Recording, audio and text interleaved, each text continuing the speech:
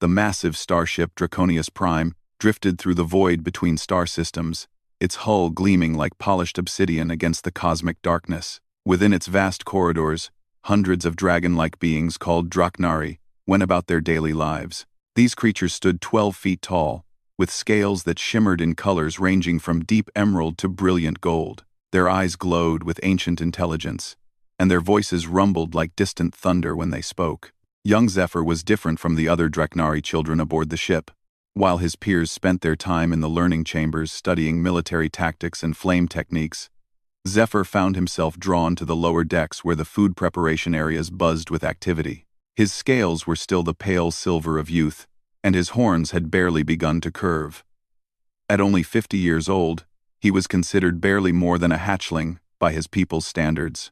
The thing that fascinated Zephyr most was watching the strange alien creature who worked in the main kitchen. The being was called a human and went by the name Marcus Chen. Unlike the towering Draknari, Marcus stood only 6 feet tall, with soft pink skin instead of protective scales, and no claws or fangs to speak of. His black hair was always tied back neatly, and he moved through the kitchen with a grace that seemed impossible for such a fragile-looking creature. Marcus had been working on their ship for 3 years now, ever since the Draknari had rescued his damaged vessel from a pirate attack. Instead of demanding passage to the nearest human colony, Marcus had asked to stay and work. The Draknari Council had been puzzled by this request, but Marcus had proven his worth quickly. He could prepare meals that satisfied the nutritional needs of dozens of different alien species aboard the ship. And his food actually tasted good, something that had never been a priority in Draknari culture before his arrival. Today, like many others, Zephyr crouched behind a ventilation grate, watching Marcus work. The human moved between preparation stations with fluid motions, chopping vegetables with knives that would have been toys in Draknari hands, but which he wielded with incredible precision. Steam rose from various cooking surfaces, filling the air with aromas that made Zephyr's mouth water despite having eaten just an hour ago. But something was wrong today. Zephyr's keen young eyes noticed things others might miss. Marcus kept favoring his left arm, holding it close to his body when he thought no one was looking. There were dark circles under his eyes, and several times Zephyr saw him pause and press his hand against his side as if in pain. When Marcus reached up to grab a container from a high shelf, his sleeve rode up, and Zephyr gasped quietly. The human's forearm was covered in bruises, purple and yellow marks that stood out starkly against his pale skin. As Marcus turned, Zephyr caught sight of more bruising along the side of his neck. The young Draknari's protective instincts flared to life. Even at his age, he had been taught that the strong must protect the weak, and humans were certainly weaker than Draknari in terms of physical strength. Someone had hurt Marcus, and that made Zephyr's blood boil with righteous anger.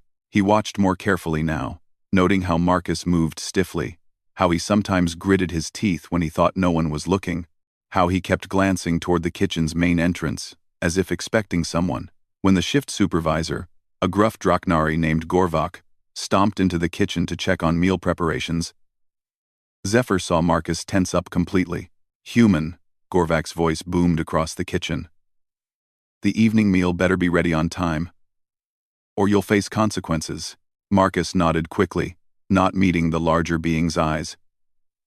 "Yes, sir. Everything will be ready as scheduled." Gorvak grunted and moved closer, looming over Marcus in a way that made the human shrink back slightly. "See that it is. Your kind may be useful, but you're easily replaceable." After Gorvak left, Marcus seemed to deflate. He continued working, but Zephyr could see the fear in his movements now. This was wrong. This was very wrong. Zephyr had heard stories from the older Draknari about human resilience and courage. They spoke of humans who fought impossible odds, who protected others even when it meant their own destruction, who never gave up no matter how dire the situation. The humans were supposed to be warriors of incredible spirit, beings whose very presence could inspire hope in the darkest moments. But Marcus looked broken. He looked like someone who had given up hope. The young Draknari made a decision. He would find out what was happening to Marcus, and he would do something about it. His father, Commander Thrakos, had always taught him that a true warrior protected those who couldn't protect themselves. It didn't matter that Marcus was an alien. It didn't matter that he was small and weak by Draknari standards. Someone was hurting him, and that was unacceptable. Over the next few days, Zephyr began following Marcus outside of work hours. He learned that the human had been assigned quarters in the lower sections of the ship, areas that were dimly lit and rarely patrolled. It was there that Zephyr discovered the truth. Gorvak and 2 other Draknari workers had been cornering Marcus regularly, using their size and strength to intimidate him. They would demand extra food rations, force him to clean their quarters, and when he was too slow or made any mistake, they would hit him. They called it discipline, and claimed that humans needed firm guidance to be useful. Zephyr watched from the shadows as this happened again. Marcus stood in the corridor outside his quarters, trying to unlock his door with shaking hands, when Gorvak and his friends approached. Human. Gorvak's voice was deceptively calm. We had guests tonight. They complained that their meal was underseasoned. I'm sorry, Marcus stammered. I followed the recipe exactly as. A massive clawed hand struck him across the face, sending him stumbling into the wall. Don't make excuses. Accept responsibility. Marcus touched his cheek where new bruising was already forming. You're right. I'll do better. You'll also clean our quarters tonight. All 3 of them. And have extra ration packs ready by tomorrow. But I don't have access to extra rations, Marcus protested weakly. The food allocation system is monitored. Another blow. This one to his stomach doubled him over. Find a way. Zephyr had seen enough. His young heart pounded with fury. But he forced himself to remain hidden until the 3 tormentors left. Only when they were gone did he slip away to make his plans. The next morning, Marcus arrived in the kitchen moving even more stiffly than before. New bruises covered his arms, and there was a cut on his lip that he tried to hide behind his hand when he spoke to others. But he worked as diligently as ever, preparing meals with the same careful attention to detail that had made him valued despite his treatment. Zephyr watched from his usual hiding spot, his decision crystallizing into solid determination. He couldn't fight Gorvak and his friends directly. Not yet. At 50 years old, he was still too small, his scales too soft. His flame breath barely more than warm air. But he had other weapons at his disposal. He had his father. Commander Thrakos was one of the most respected Draknari on the ship. A veteran of dozens of battles, and a dragon whose word carried weight with the ship's captain. More importantly, he was someone who had taught Zephyr from childhood that honor meant protecting others, regardless of their species or strength. But Zephyr knew he needed proof. Adult Draknari often dismissed the concerns of younglings, especially when those concerns involved other adults. He needed evidence that couldn't be ignored or explained away. That evening, Zephyr positioned himself in the maintenance shafts above the corridor where Marcus lived. He brought with him a small recording device. Standard equipment for Draknari youth, learning to document their studies. When Gorvak and his companions arrived to torment Marcus again, Zephyr would have everything he needed. The weight felt eternal. Zephyr's muscles cramped from staying motionless in the narrow shaft, and twice he nearly sneezed from the dust that had accumulated in the rarely used passages. But finally, he heard the heavy footsteps that announced Gorvak's arrival. Through the grate, Zephyr watched the scene unfold again. This time, they were angry because Marcus had supposedly given them smaller portions at dinner. The accusations were clearly false. Zephyr had watched Marcus prepare those specific meals with the same careful measurements he used for everyone. But Gorvak and his friends weren't interested in truth. Lying human, one of them snarled, grabbing Marcus by the shirt and lifting him off the ground. You think we won't notice when you try to cheat us? I didn't, Marcus gasped, his feet dangling in the air. Please. I measured everything exactly. Shut up, Gorvak commanded, and struck Marcus across the face while his friend held him suspended. Zephyr's recording device captured everything. The unprovoked violence, the false accusations, the way Marcus cowered and begged instead of fighting back. It captured proof that would be impossible for any honorable Draknari to ignore. But as he watched Marcus crumple to the floor after being released, something else stirred in Zephyr's young heart. It wasn't just anger at the injustice anymore. It was confusion.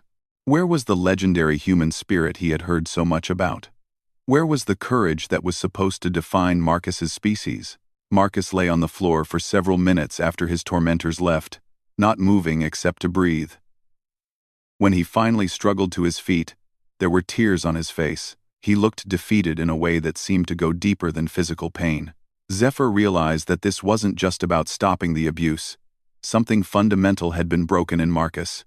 Something that might be even more important than his physical safety. The humans were supposed to be the species that never gave up, that found hope in hopeless situations, that inspired others with their determination. But Marcus had given up. And somehow, that felt like a loss for everyone aboard the ship. As Zephyr carefully made his way back to his family's quarters, the recording device clutched tightly in his claws. He began to form a larger plan. He wouldn't just show his father the evidence and let adult justice take its course. He would find a way to help Marcus remember what it meant to be human. After all, the stories said that humans didn't just survive impossible odds. They thrived in them. They turned their greatest weaknesses into unexpected strengths. And they never let anyone face darkness alone. Maybe it was time for Marcus to remember that he wasn't alone either. The next morning would bring revelations that would change everything aboard the Draconius Prime. But tonight, a young Draknari carefully planned how to awaken the sleeping spirit of a broken human, and how to show his people what they had been missing about their supposedly weak guest. The real story of human resilience was about to begin. Commander Thrakos stood 18 feet tall, even larger than most adult Draknari, with scales that gleamed like polished copper in the ship's artificial lighting. His horns curved majestically from his skull, and when he spoke, his voice carried the authority of someone who had led warriors through countless battles. He had been looking forward to a quiet evening reviewing tactical reports when his son Zephyr burst into his quarters, clutching a small recording device. "Father, I need to show you something," Zephyr said, his young voice tight with emotion. Thrakos looked up from his work, immediately noting the distress in his son's posture. Zephyr's silver scales were slightly flared, a sign of agitation that the young Draknari hadn't yet learned to control. "What troubles you, my son?" Instead of answering immediately, Zephyr activated the recording device. The holographic display showed the corridor outside Marcus's quarters, and Thrakos watched with growing concern as the scene played out. He had seen violence before, had participated in battles that would horrify most civilized beings, but this was different. This was cruelty for its own sake, directed at someone who couldn't fight back. When the recording ended, Thrakos was silent for a long moment. His massive hands were clenched into fists, and his eyes glowed with barely contained fury. "How long has this been happening?" "I think for months," Zephyr replied. "Maybe since Marcus first started working in the kitchens. I only noticed recently because I've been watching him cook. He tries to hide the injuries, but you have keen eyes," Thrakos finished, pride mixing with his anger. "You did well to bring this to me. This behavior is unacceptable. Father, there's something else," Zephyr continued hesitantly. "The stories we tell about humans, about their courage and determination. Marcus doesn't seem like that at all. He just accepts what they do to him. He doesn't fight back." Thrakos considered this carefully. He had heard the tales that circulated among spacefaring species about human resilience. Humans were spoken of in hushed, respectful tones, creatures who could accomplish impossible things through sheer force of will. But looking at the recording again, he saw only a broken being accepting abuse. "Perhaps," Thrakos said slowly, "we have misunderstood something fundamental about humans. Or perhaps this one has been broken by experiences we know nothing about." The next morning, Commander Thrakos made his way to the kitchen levels, moving through corridors that suddenly seemed too small for his bulk. He rarely visited this part of the ship, leaving such mundane concerns to the logistics staff. But now he found himself studying the workspace where Marcus spent his days. He positioned himself where he could observe without being obvious about it, using his military training to blend into the background despite his size.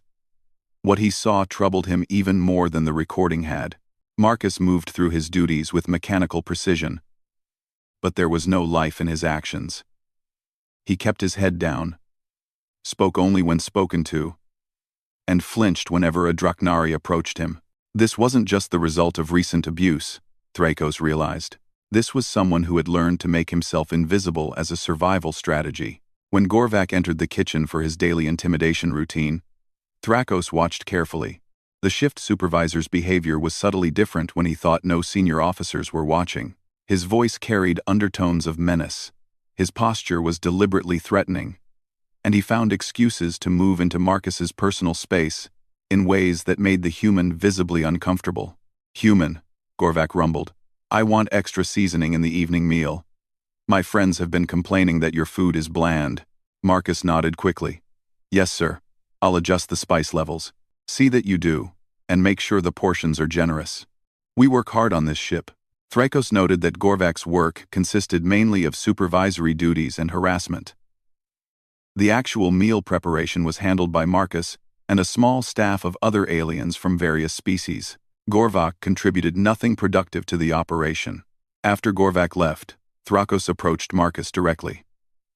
He moved slowly, keeping his voice gentle despite its natural rumble. "Human Marcus." Marcus immediately tensed, his shoulders hunching as if expecting a blow. "Yes, Commander? How can I help you?" "I wanted to discuss the meal preparations for tonight's senior staff meeting. We'll be hosting delegates from 3 different species, each with specific dietary requirements."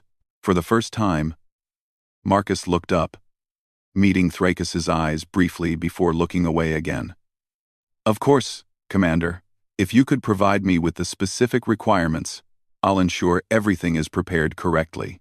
"Tell me," Thrakos continued, "how did you learn to cook for so many different species? It's a rare skill." Something flickered in Marcus's expression, a brief moment of what might have been pride before the shuttered look returned. "I worked on a trading station before I came here. We served travelers from all over the galaxy. You learn to adapt recipes, to understand how different digestive systems process nutrients. That sounds like valuable experience. You must have been well regarded there." Marcus's laugh was bitter and short. "I thought so. Until the pirates came." Thrakos waited, sensing there was more to the story. After a moment, Marcus continued, his voice barely above a whisper. "They destroyed the station, killed most of the staff. I only survived because I was in the storage levels when they attacked. By the time I got out, everything was gone. Everyone was gone." Understanding began to dawn on Thrakos. "And then, I drifted in an escape pod for 6 weeks before your ship found me. 6 weeks alone with nothing but emergency rations and the knowledge that everyone I cared about was dead." Marcus's hands were shaking now. "When your people rescued me, I was grateful. So grateful that I would have done anything to earn my place here. I guess I still would." The pieces fell into place for Thrakos. Marcus wasn't just dealing with the abuse from Gorvak and his friends. He was a trauma survivor who had already lost everything once and was terrified of losing his new home. He accepted the mistreatment because he believed it was the price of belonging somewhere. "Marcus," Thrakos said carefully, "what if I told you that you don't need to earn your place here? That you already belong?" Marcus looked up at him with something that might have been hope, quickly suppressed. "I appreciate that, Commander. But I know how things work. I'm useful, as long as I don't cause problems. I understand my position." "I don't think you do," Thrakos replied.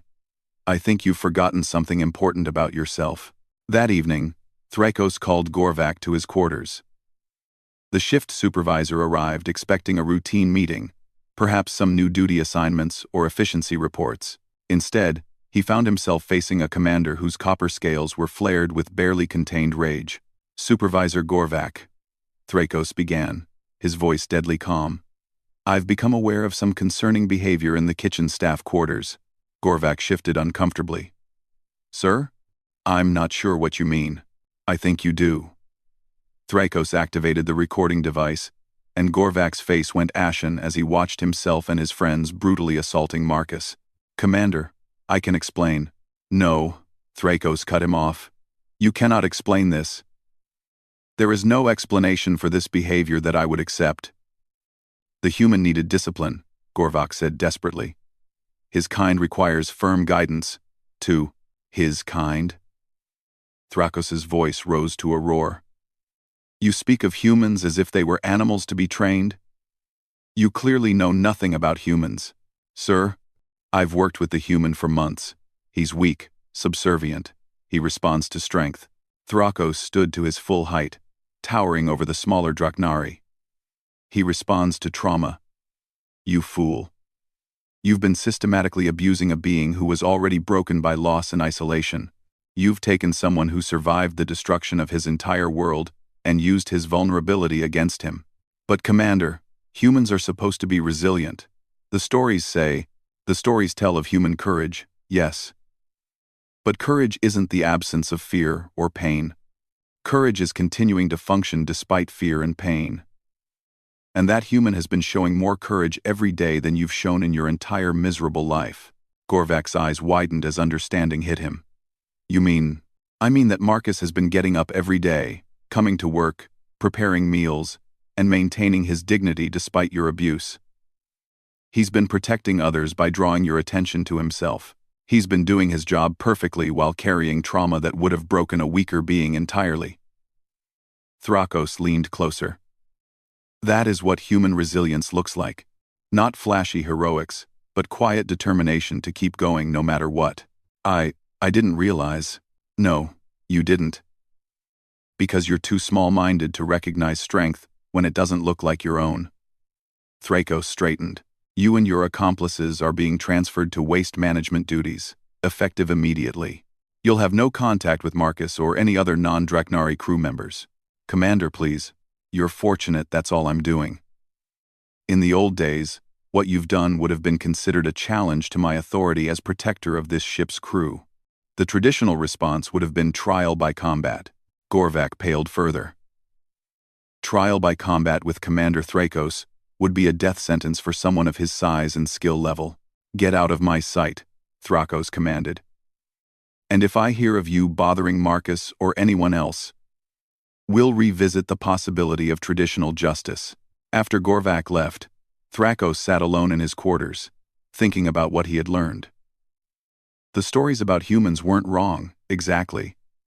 But they were incomplete. Human courage wasn't just about dramatic gestures in desperate situations. It was about continuing to care for others even when you were barely holding yourself together. It was about maintaining your humanity even when others treated you as less than human. Marcus had been showing that courage every single day. The next morning, Thrakos made an announcement over the ship's communication system. All crew members were to report to the main assembly hall for a mandatory gathering. As the various aliens filed into the large space, conversations buzzed about what could warrant such an unusual meeting. When everyone was assembled, Thrakos took the stage, his massive presence commanding immediate silence. Behind him, a large display screen showed the recording Zephyr had made. 3 days ago, Thrakos began, my son brought me evidence of a crime being committed aboard this ship. I want everyone to see what he showed me. The recording played in its entirety, the sounds of violence echoing through the silent hall. When it ended, Thrakos let the silence stretch for a long moment before continuing. Some of you may be wondering why this matters. After all, the victim is just one human. And humans are supposed to be resilient, correct? Murmurs of agreement rippled through the crowd. Let me tell you what resilience actually looks like. For the next 20 minutes, Thrakos spoke about Marcus. He told them about the destruction of the trading station, about 6 weeks alone in space, about choosing to stay and work rather than seeking passage to a human colony. He spoke about the daily courage it took to function while carrying such trauma. About the quiet strength of someone who continued to care for others despite his own pain. This human, Thrakos concluded, has shown more honor in his daily actions than some Draknari show in their entire lives. He has embodied our highest ideals while receiving none of the respect those ideals deserve. This ends now. The crowd was silent, many looking ashamed as they processed what they had heard. Furthermore, Thrakos continued, I want everyone to understand something about the nature of strength. True strength isn't just physical power or the ability to dominate others. True strength is the ability to protect those who need protection, to lift up those who have fallen, and to show mercy to those who cannot defend themselves. He paused, his gaze sweeping across the assembled crew. Marcus has been showing us that strength every day. Now it's time for us to show some of our own. In the back of the hall, barely visible among the crowd, Marcus stood frozen. He had been required to attend like everyone else, but he hadn't expected to become the focus of the gathering. Tears streamed down his face as he heard his story told with respect and understanding for the first time since the pirates had destroyed his old life. But more than that, he felt something he hadn't experienced in months. Hope. Maybe he really could belong here. Maybe he really was valued for who he was, not just what he could do. And in the front row, young Zephyr watched his father with pride and excitement. This was only the beginning. They had saved Marcus from his abusers, but there was still work to do. They had to help him remember what it truly meant to be human. In the weeks following Commander Thrakos' announcement, life aboard the Draconius Prime changed in subtle but significant ways. Marcus found himself treated with a respect he hadn't experienced since before the pirates destroyed his home. Crew members nodded to him in the corridors, asked about his well-being, and even complimented his cooking directly, rather than simply consuming it in silence. But the most unexpected change came from young Zephyr, who had abandoned all pretense of hiding his interest in the kitchen. The young Draknari now openly visited during meal preparation times, watching Marcus work with fascination and asking endless questions about ingredients, techniques, and the cultures that had influenced his cooking. "Why do you add that spice to the Zentorian dishes?" Zephyr asked one morning.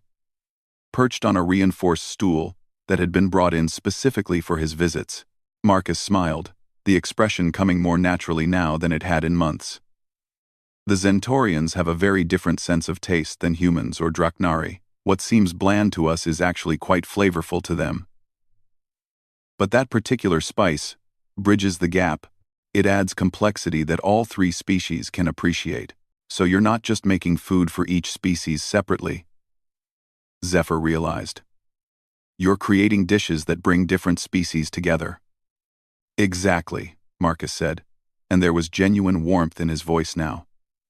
Food is one of the few universal languages. Every species needs nutrition, but more than that, sharing a meal together creates connection.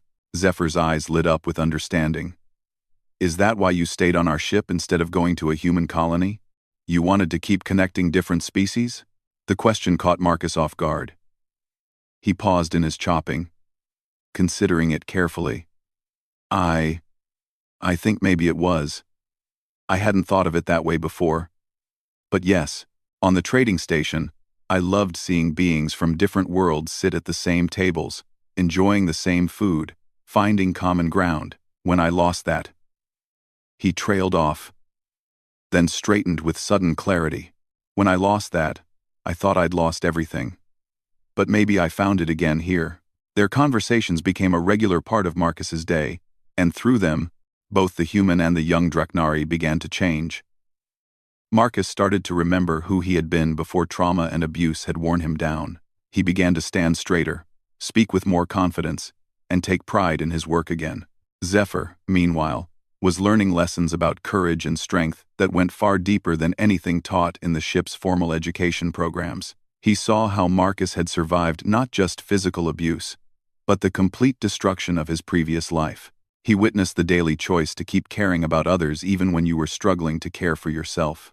One evening, as Marcus was cleaning up after the dinner service, Zephyr approached him with an unusual request.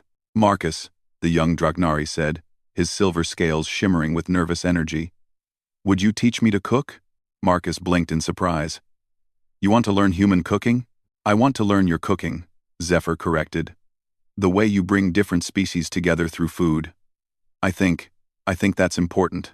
Maybe more important than some of the things I'm supposed to be learning." Marcus felt a warmth in his chest that had nothing to do with the kitchen's heat. "I'd be honored to teach you."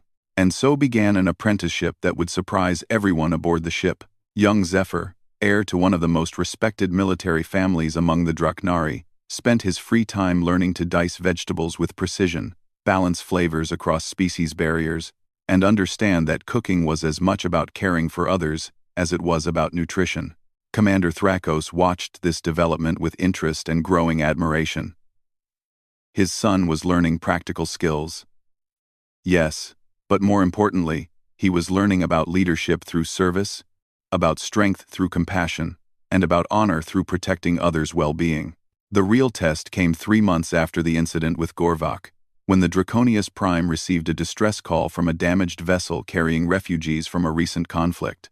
The ship was a mixed group, dozens of beings from different species who had lost their homes and were seeking asylum in Draknari space. Captain Vorthak, the ship's commanding officer, called for an emergency meeting of the senior staff. "We have a problem," he announced. "The refugee ship has minimal food supplies, and what they have isn't suitable for all the species aboard. Some of them are already showing signs of malnutrition. We could share our standard rations," suggested the logistics officer. "But our food systems are calibrated for Draknari nutrition. Most of the refugees wouldn't be able to process it properly. What about emergency nutrition supplements? We don't have enough for the numbers we're looking at, and some species can't tolerate the synthetic compounds." The discussion continued with various suggestions, but each had significant problems. As the debate went on, Commander Thrakos found himself thinking about his conversations with Marcus and Zephyr about food as a universal language. "What if we approach this differently?" he said finally. "What if we asked someone who specializes in feeding diverse species?" "Not." Captain Vorthak looked puzzled. "Who did you have in mind?" "Our chef, Marcus Chen." There was a moment of surprised silence. It was unusual for a non-military crew member to be consulted on operational decisions, especially one who wasn't even Draknari. "With respect, Commander," the logistics officer said carefully, "this is a complex problem requiring careful resource management and someone who understands how to feed dozens of different species with limited ingredients," Thrakos interrupted. "Someone who has been doing exactly that for months, while making our food supplies last longer and taste better than ever before." Captain Vorthak considered this. "Bring him up." When Marcus arrived at the senior staff meeting, he was visibly nervous. The command center was intimidating under normal circumstances, filled with tactical displays and staffed by imposing Draknari officers. Being summoned there for consultation was both honor and terror combined. "Marcus," Captain Vorthak said without preamble, "we have a humanitarian crisis. Tell him about the refugee situation." Thrakos. As Commander Thrakos explained the problem, Marcus listened with growing intensity. When the briefing finished, he was quiet for a long moment, his mind clearly working through possibilities. "How long until the refugee ship reaches us?" he asked finally. 6 hours, the navigation officer replied. "And what food supplies do we have available for emergency distribution?" The logistics officer rattled off a list of standard rations, emergency supplies, and surplus ingredients. Marcus was quiet again, then he straightened with sudden decision. "I can do this, but I'll need help, and I'll need some unusual resources." "What kind of help?" Captain Vorthak asked. "Volunteers from different species aboard our ship. Each species processes nutrients differently, but also tastes flavors differently. I need beings who can tell me if I'm getting the balance right for their physiology." "And the resources?" Marcus took a breath. "Access to the ship's fabrication units.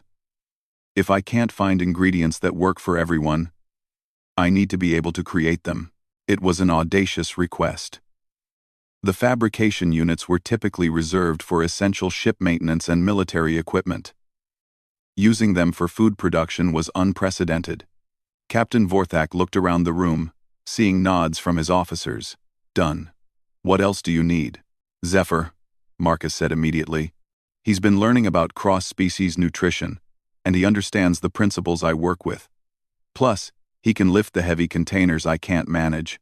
Thrakos felt a surge of pride in both his son and the human who had become his teacher. "Zephyr will be honored to help." What followed was 6 hours of the most intense food preparation in the ship's history. Marcus moved through the kitchens like a being possessed, with Zephyr at his side taking direction and managing the volunteer crew that had assembled to help.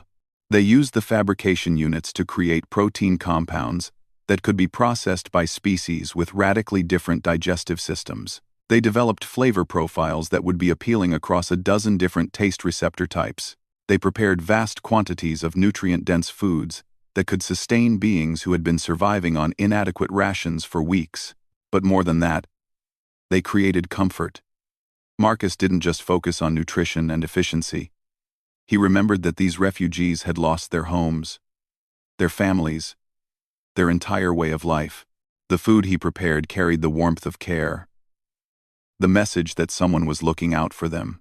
When the refugee ship docked with the Draconius Prime, the rescue operation went more smoothly than anyone had dared hope. The refugees were weak and traumatized. But as they were brought aboard and offered Marcus's carefully prepared meals, something magical happened. Beings from species that traditionally didn't interact found themselves sitting together, sharing food that somehow tasted like home, despite being unlike anything they had ever eaten before. Children who had been too frightened to speak began to smile as volunteers served them portions sized exactly right for their smaller bodies. Elderly beings who had been struggling with malnutrition found their strength returning as they consumed food perfectly calibrated to their needs. Commander Thrakos watched the scene from the observation deck, with Zephyr beside him. His son's scales were bright with exhaustion but also with pride and satisfaction. "Father," Zephyr said quietly, "I think I understand now what the stories about humans really mean." "Oh? Tell me." "It's not that humans are stronger or braver than everyone else," Zephyr explained. "It's that they have this ability to find hope in impossible situations, and then share that hope with others." Marcus didn't just feed those refugees. He reminded them that someone cared whether they lived or died. Thrakos nodded slowly. "And what else did you learn?" "That strength isn't about being the biggest or the most powerful. It's about using whatever abilities you have to help others." Marcus turned his knowledge of cooking into a way to heal people. "You used your authority to protect him. I used my curiosity to learn something that helped save lives." "Very good," Thrakos said approvingly. "You're beginning to understand what it means to be a true warrior." Down in the refugee areas, Marcus moved among the survivors, checking on their needs, adjusting meal plans for individuals with special requirements, and simply being present with beings who had lost everything. He no longer looked like the broken creature Zephyr had first observed months ago. He stood tall, moved with purpose, and radiated the quiet confidence of someone who knew his worth. When a small child from a species Marcus had never encountered before tugged at his sleeve and offered him a shy smile of thanks, he knelt down to the child's level and smiled back. In that moment, he remembered completely who he was and who he had always been. Someone who cared for others. Someone who found ways to create connection across the vast differences that separated species and worlds. 3 days later, as the refugees were transferred to a permanent settlement ship that had arrived to take them to their new home, Captain Vorthak called another meeting. This time, Marcus was invited not as a consultant but as a full participant. "Marcus Chen," the captain announced. "By order of the Draknari High Command, you are hereby granted full citizenship and commissioned as the ship's Chief of Nutritional Sciences." Marcus stared in shock. "Sir, I don't understand." "Your actions during the refugee crisis have been noted by our superiors," Captain Vorthak explained. "More than that, your daily service to this crew has been exemplary. You've earned your place here, not through our charity, but through your own merit." Thrakos stepped forward. "Additionally, you are invited to establish a formal cross-species culinary training program, with young Zephyr as your first official student."